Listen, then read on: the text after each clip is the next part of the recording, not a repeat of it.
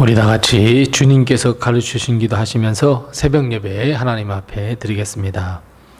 하늘에 계신 우리 아버지여, 이름이 거룩히 여김을 받으시오며 나라의 임하옵시며 뜻이 하늘에서 이룬 것 같이 땅에서도 이루어지이다.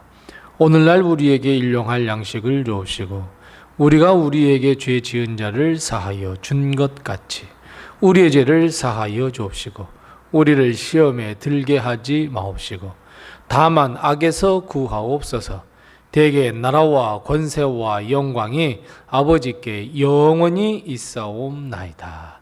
아멘. 찬송가 481장 우리 함께 같이 찬송하겠습니다. 찬송가 481장입니다. 481장 우리 함께 같이 찬송합니다. 때 저물어서 날이 어두니 구주여 나와 함께 하소서. 내 친구 나를 모이로 못할 때 날 돕는 주여 함께 하소서. 내 사는 날이 속히 지나고 이 세상 영광 빨리 지나네. 이 천지 만물 모두 변하나 변찮는 주여 함께 하소서. 주 홀로 마귀 물리치시니 언제나 나와 함께 하소서. 주같이 누가 보호하리까. 사랑의 주여 함께 하소서.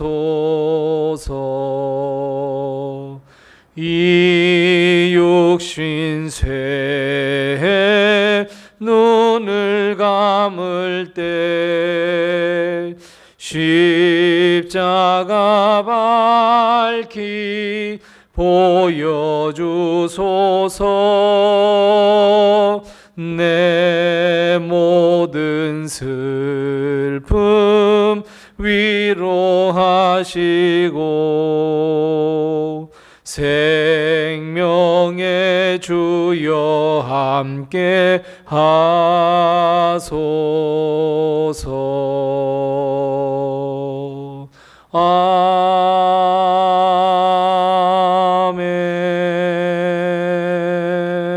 아멘. 아멘. 오늘 하나님께서 우리에게 주시는 말씀은 구약성경 창세기 23장 1절 말씀부터 4절 말씀입니다. 구약성경 29면에 있는 창세기 23장 1절 말씀부터 4절 말씀까지만 우리 함께 같이 봉독합니다. 창세기 23장 1절 말씀부터 4절입니다. 함께 같이 봉독합니다. 사라가 127세를 살았으니 이것이 곧 사라가 누린 횟수라. 사라가 가나안 땅 헤브론 곧 기럇 아르바에서 죽음에 아브라함이 들어가서 사라를 위하여 슬퍼하며 애통하다가 그 시신 앞에서 일어나 나가서 헷 족속에게 말하여 이르되 나는 당신들 중에 나그네요 거류하는 자이니 당신들 중에서 내게 매장할 소유지를 주어 내가 나의 죽은 자를 내 앞에서 내어다가 장사하게 하시오. 아멘. 오늘도 하나님의 큰 축복과 은혜가 우리 교회와 성도님들의 가정에 늘 함께 하시기 바랍니다. 죽음은 우리 모든 사람이 느낄 수 있는 가장 최고의 두려운 상대입니다. 만일 하나님께서 우리에게 하나님의 나라를 약속하지 않으셨다면 아마도 죽음은 끝이라는 생각이 들 수밖에 없고 죽음은 더욱더 두려움의 대상일 수밖에 없습니다.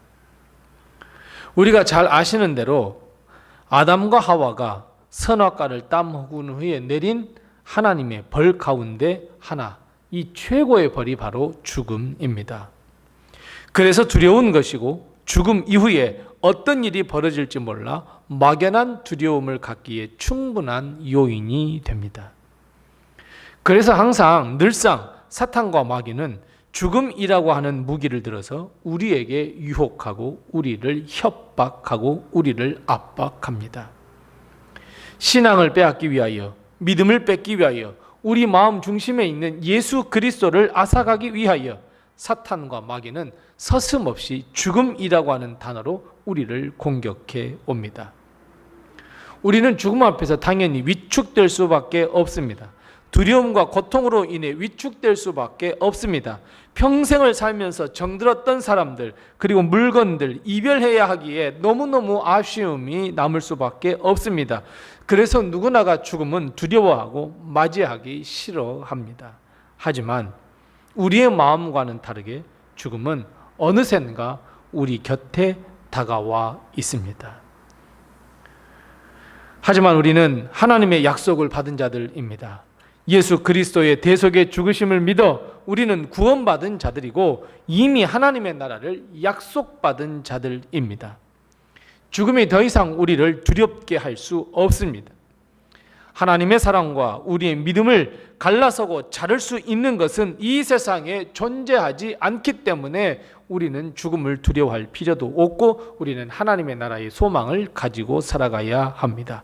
그래서 여러분, 우리는 예수 그리스도를 믿는 이 믿음 끝까지 지켜내셔야 합니다. 힘들고 괴로운 이 세상을 살아간다고 하더라도 천국 소망, 하나님 나라에 대한 소망을 잊지 말고 우리 마음에 품고 우리에게 맡겨진 사명을 잘 감당하며 끝까지 인내하며 걸어야 합니다. 우리는 애석하지만 또 한 사람의 죽음의 소식을 전하게 듣게 됩니다. 바로 아브라함의 아내 사라입니다.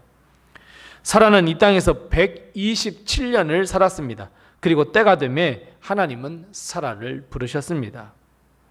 아브라함은 사라를 위하여 슬퍼하고 애통해 했다고 말씀하고 있습니다. 삶의 모든 순간을 같이 했던 아내였습니다. 힘들 때 아브라함을 위로해 주었습니다. 어렵고 힘들다면 함께 기도도 했습니다. 아들 이삭을 낳았을 때는 함께 기뻐했습니다. 행복해했습니다. 그런 사라가 하나님의 부르심을 받았습니다. 사라는 하나님의 은혜로 열국의 어머니, 모든 이들의 어머니라고 하는 의미의 이름을 받았고 그에 걸맞는 삶을 살았습니다. 물론 하나님의 약속과 하나님의 말씀에 비웃음이라고 하는 것으로 반응도 보였지만 하나님의 말씀에 그래도 순종했고 하나님의 복과 은혜로 행복한 삶을 살았던 사라였고 그의 모든 삶을 아브라함 남편과 나누었습니다.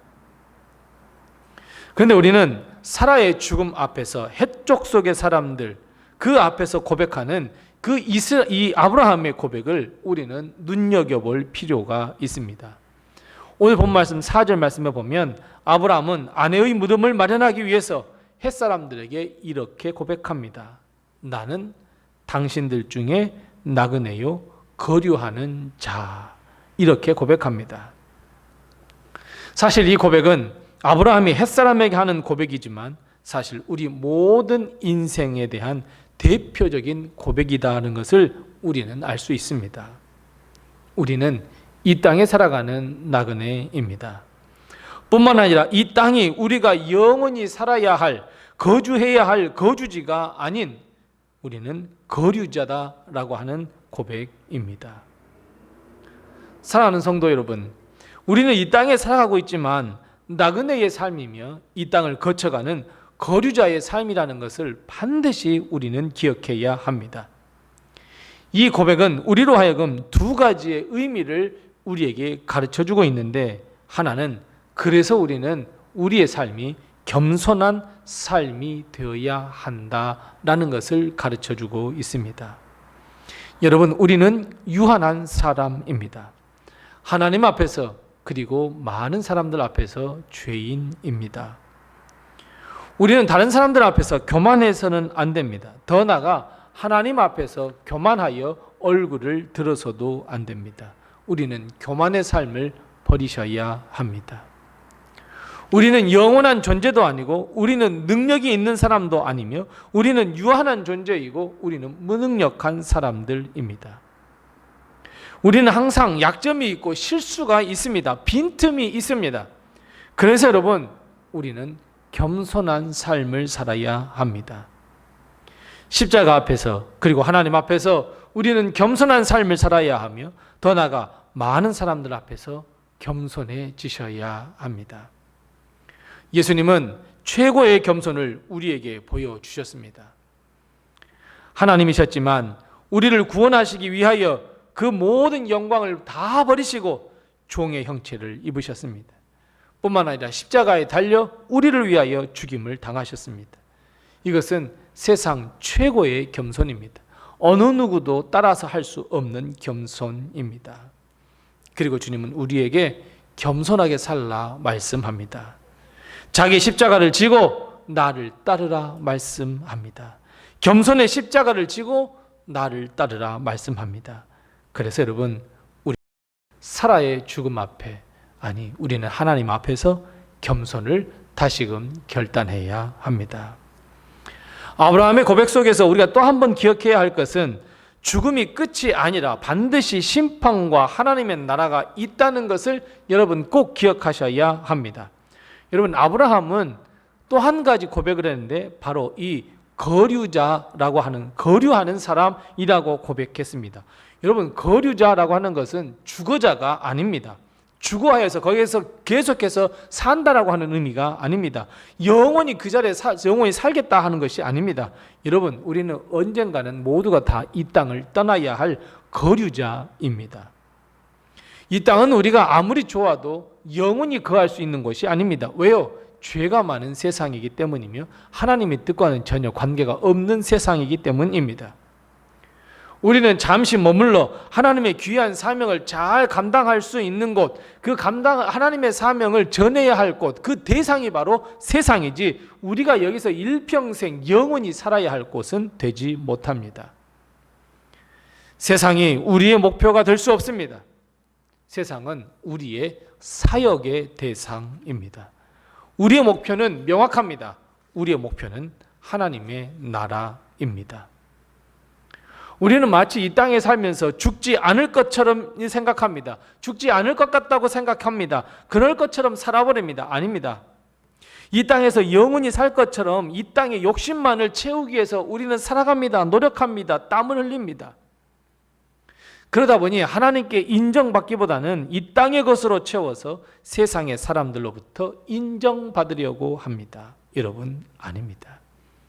우리는 이 땅에 잠시 머물다가는 거류자입니다. 우리는 영원함을 바라보아야 합니다. 영원한 하나님의 나라를 사모해야 하고, 영원히 살 수 있는 영생을 우리는 갈망해야 합니다. 하나님 나라에 들어가 하나님의 영광을 위하여 영원히 나도 하나님을 찬양하리라 하는 이 삶을 우리는 늘 갈망하고 앙망해야 합니다. 하지만 하나님의 나라는 아무나 들어갈 수 있는 것이 아닙니다. 오직 예수 그리스도, 그 길밖에 없습니다. 오직 예수 그리스도로만 들어갈 수 있습니다. 이 땅의 거류자인 사랑하는 성도 여러분, 우리는 예수 그리스도를 믿는 이 믿음을 더욱 굳건하게 지켜야 할 이유가 바로 여기에 있습니다. 예수 그리스도를 믿어 구원에 이르러야 합니다. 우리는 자칫 이 땅에 사는 것이 나그네 일이며 거류자의 삶이다, 거류자의 길이다 하여 자칫 소홀할 수도 있습니다. 여러분, 그것도 안 됩니다. 오히려 우리는 이 땅에 살 수 있도록 기회를 주신 하나님께 영광을 돌려드리며, 우리는 그걸 잘 활용하여서 이 땅에 하나님의 뜻을 전하며 하나님의 말씀을 이 땅에 선포해야 합니다. 뿐만 아니라 우리는 걷는 길 동안 천국 소망을 마음에 품고 걸어야 합니다. 그래서 우리 인생의 길은 하나님의 귀한 사명을 잘 감당하며 천국 소망을 끌어안고 걷는 믿음의 삶, 겸손의 삶을 살아가는 우리의 삶으로 되어야 합니다. 우리 나그네의 삶은 본향에서 우리가 어떤 삶을 살게 될 것인가 결정짓습니다. 이 짧은 몇 년의 삶이 영원한 삶을 결정짓습니다.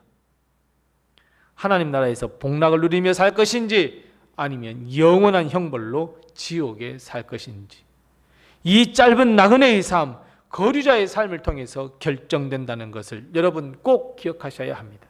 그래서 믿음을 회복하셔야 합니다. 거룩함과 겸손의 삶을 살아야 하며 하나님의 거룩한 사명을 잘 감당해야 합니다. 하나님의 나라를 소망하며 하늘 가는 밝은 길로 한 걸음 한 걸음 걸어가야 합니다. 사랑하는 성도 여러분, 이 땅이 전부가 아닙니다. 우리는 하나님의 나라를 소망하는 자들이고 이미 하나님의 나라를 약속받은 자들입니다.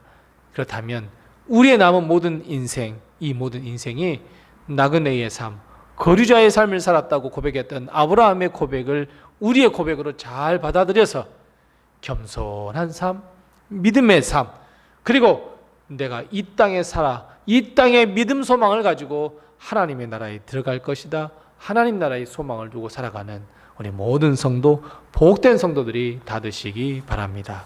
기도하겠습니다. 우리 기도할 때 두 가지를 먼저 기도하겠습니다. 첫 번째 기도할 것은 하나님, 믿음으로 겸손한 삶을 살게 해 주시옵소서. 우리 함께 같이 기도합시다. 두 번째 기도할 것은 하나님의 나라를 소망하는 거룩한 인생이 되게 해달라고 우선 이 두 가지의 기도의 제목을 가지고 먼저 기도하시고 또 내게 허락하신 기도의 제목을 가지고 하나님 앞에 기도하겠습니다. 기도하겠습니다.